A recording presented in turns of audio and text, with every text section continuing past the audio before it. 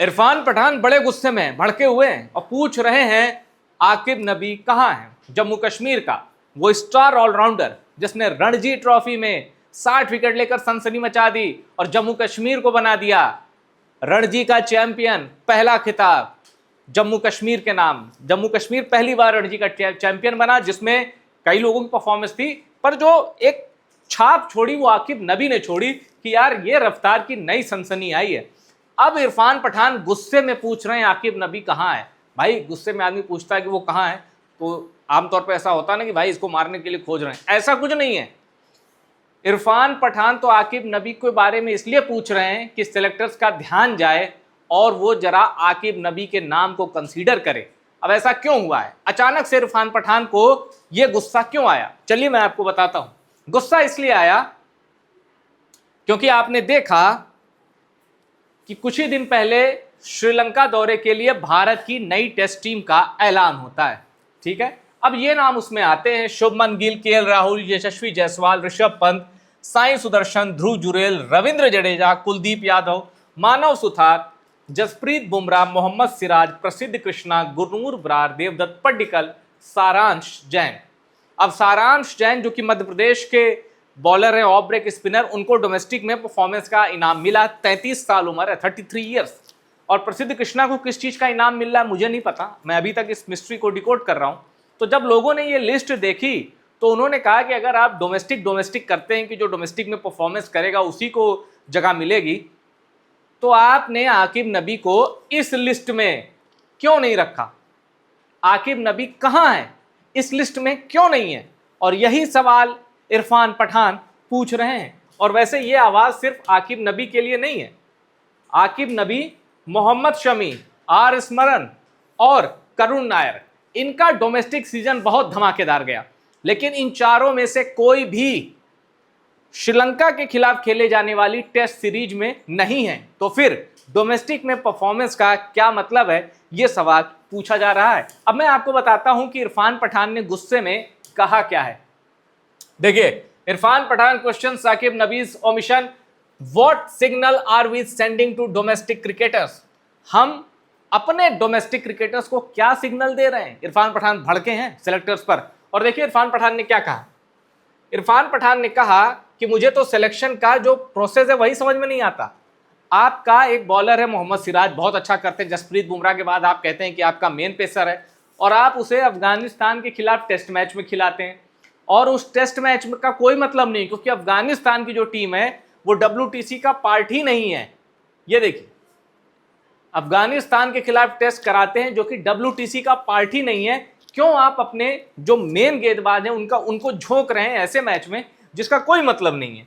फिर वो कहते हैं, यहां देखिए, यहां इरफान पठान कहते हैं कि आप कहते हैं कि डोमेस्टिक क्रिकेट का मतलब है, even in the final of Ranji trophy he troubled senior batters like KL Rahul and everyone saw that.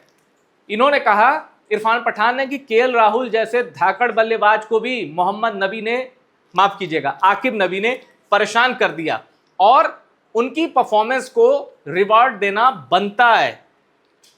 The more you delay a fast bowler peak the more you are going to lose out on him. इसका मतलब है, इरफान पठान ने यहां बोला है कि किसी भी फास्ट बॉलर का पीक 27 साल से 32 साल की उम्र होती है, और आकिब नबी अभी 30 के होने वाले हैं या 30 के अराउंड है। तो इरफान पठान ने कहा कि आप आकिब नबी के पीक पर उसके साथ गलत कर रहे हो, उसको सेलेक्ट ना करके। तो ये क्लियर स्टैंड लिया है और मैं इस स्टैंड की तारीफ करता हूं, क्योंकि आकिब नबी को हर सूरत में रेड बॉल क्रिकेट में, आप व्हाइट बॉल में मत लीजिए, हमने IPL में भी देखा आकिब नबी की performance up to the mark नहीं रही, तो किसी ने कुछ नहीं कहा कि भाई खिलाओ खिलाओ खिलाओ, किसी ने नहीं कहा। आप व्हाइट बॉल में मत खिलाइए, नो इश्यू।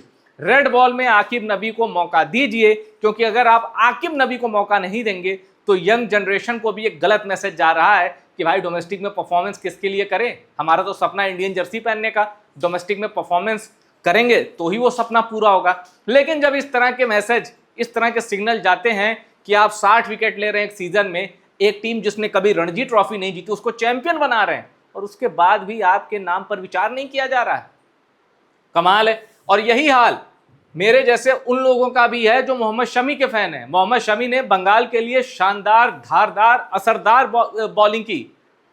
18-18 ओवर फेंके एक दिन में। जो लोग कहते हैं कि मोहम्मद शमी फिटनेस इशू है, और मैं आईपीएल की बात बताऊं, आईपीएल में, इसी आईपीएल में मैंने मोहम्मद शमी को 11वां या 12वां ओवर फेंकते देखा था, और वो उनका चौथा ओवर था। अगर फिटनेस का इशू है तो 12 ओवर में 4 ओवर कोई अपने कैसे डाल जा रहा है?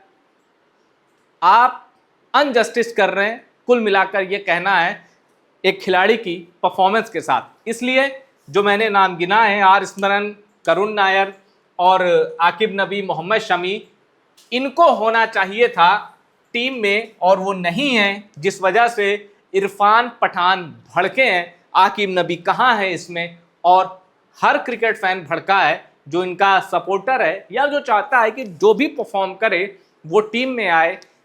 प्रसिद्ध कृष्णा न जाने किस सीरीज में परफॉर्म करते हैं। अफगानिस्तान के खिलाफ 5 विकेट ले लेंगे, इंग्लैंड के खिलाफ आप बोल दीजिए कभी मेडन डाल के अच्छी शुरुआत देंगे तो ओवर बराबर कर देंगे। मतलब मुझे हैरानी है। और टेस्ट में आपने देखा जो इंग्लैंड दौरा था शुभमन गिल का कप्तानी में, जो 2-2 से सीरीज टाई हुई थी, प्रसिद्ध कृष्णा रिकॉर्ड बन गया सबसे महंगे बॉलर का इतिहास में, क्रिकेट के 150 साल के इतिहास में सबसे ज्यादा उसको आप लगातार मौके दिए जा रहे हैं, लेकिन जो परफॉर्मर है उसको आप मौके नहीं दिए जा रहे।